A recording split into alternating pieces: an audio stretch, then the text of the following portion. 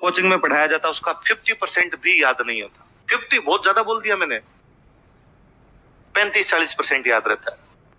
भाई इतने सारे बैच पढ़ाए हुए हैं, उनकी टेस्ट सीरीज चल रही है, 200 नंबर का पेपर होता है। ज्यादातर क्वेश्चन वही होते हैं जो उनके पढ़ाए हुए हैं। नंबर आते हैं स्टूडेंट के 80, 90, 100, 110। कोई हमें आगे कहता है मेरे 110 है, हम कहते थो शाबाश 110 नंबर आए, उसको शाबाशी देने का जी करता है यार ये बच्चा बहुत पढ़।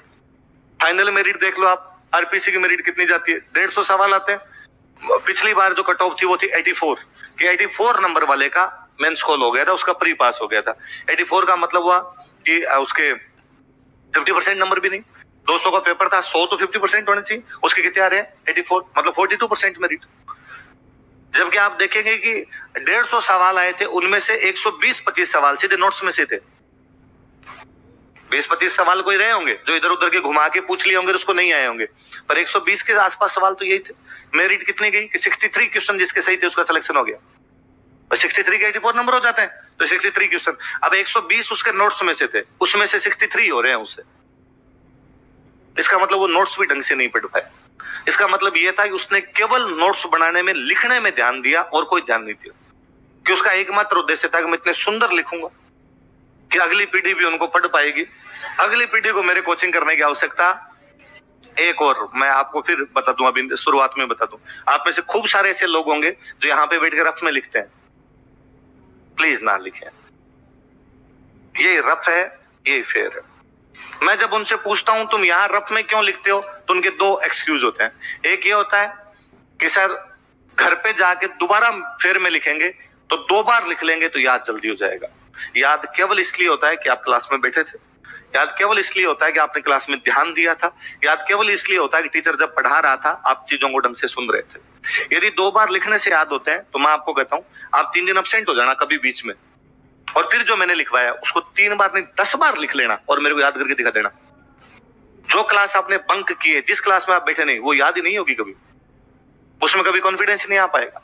इसका मतलब याद तभी होता है जब आप क्लास के अंदर बैठोगे, वरना चीजें याद नहीं होगी। दूसरा ये रहता है कि सर राइटिंग खराब है, तो घर पे जाके ढंग से लिख लेते हैं हम। अब नहीं सुधरेगी।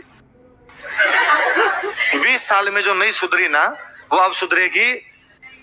और राइटिंग ऐसी होनी चाहिए जो रीडेबल हो, जो अगले के बस समझ में आ जाए, वरना मेंस के पेपर में आपकी सबकी राइटिंग खराब हो जाएगी।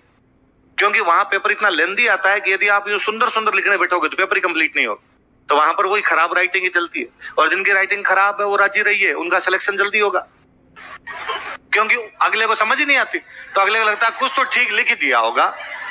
और जिसकी राइटिंग समझ में आती है उसको लगता है अरे साफ साफ गलत लिख गया, काट दो इसको। तो मैंने जिन लोगों की राइटिंग खराब है उनके आरएस में सिलेक्शन जल्दी होते देखे, तो जिनकी राइटिंग खराब हो राजी हुई है, अपना सिलेक्शन तो पक्का ही पड़ा है। अपने को बाकियों की तुलना में 2-4 नंबर एक्स्ट्रा मिले।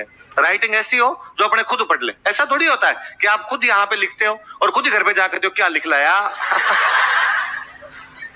ये तो पता ही नहीं चल रहा। लेंस लगाना पड़ेगा। पड़ोसी को जो देख यार क्या लिख के लाया, पड़ोसी कहता जब तेरा लिखा हुआ तेरे को नहीं आ रहा। ना राजस्थानी एक कहावत है कि आला पड़ी जन आप हूं, सूखा पड़ी जन कोई बाप हूं। कि आले मतलब गिले गिले थे तब तो खुद से नहीं पढ़ेगा, और सूखे उसके बाद तो किसी का बाप भी उसको पढ़े। इतनी खराब तो नहीं है। यहीं पे रफ में लिखे, यहीं पे फेर में लिखे, घर पे जाके इनको बार बार याद करें इन चीजों को। ज्यादा तो ये हो कि आप एक बार पढ़ ले इनको, एक बार 2 बार पढ़ ले इनको, फिर नोट्स बंद कर दे और नोट्स बंद करके सोचें कि अभिलेख में मेरे कितने अभिलेख लिखे हुए हैं, या अभिलेख में मेरे क्या बात लिखी हुई है। अभिलेख में मेरे लिखा हुआ है कि अभिलेखों का अध्ययन क्या कहलाता है, एपिग्राफी। अभिलेख में मेरे लिखा हुआ है कि ऐसे अभिलेख जिनमें राजाओं की प्रशंसा होती है क्या कहलाते हैं, यूलोजी या प्रशस्ति। उनमें लिखा हुआ है कि ये राजाओं की वंशावली बताते हैं, विजय बताते हैं, स्थापत्य कला बताते हैं। उनके अंदर पता चलता है कि अभिलेख समसामयिक होते हैं, ये उनकी वंशावली के बारे में हमें बताते हैं। फिर सर ने पहला लिखवाया था बड़ली में ये 4 बातें, फिर गोसुंडी उसमें ये 3 बातें, रणकपुर उसमें ये 4 बातें, फिर आमेर उसमें ये 3 बातें। फिर हमने 2 फारसी के पढ़े थे, एक फारसी का अजमेर में, एक फारसी का चित्तौड़ में। अजमेर वाले में ये जानकारी है, उसमें ये जानकारी है, इस सन का, ये उस सन का है, इसने लिखा है, उसने लिखा है, ये सारी बातें बताओ। इसको देखो पढ़ना कहते हैं। तो आप प्लीज ये तेरा पूरा ध्यान इस पे है कि तुम वीडियो बना ले।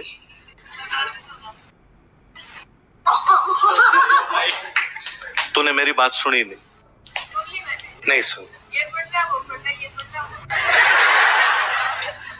ये अगर इतनी देसी बातें खूब सारे लोग करते हैं, इतनी बकवास तो मुझे भी आती है।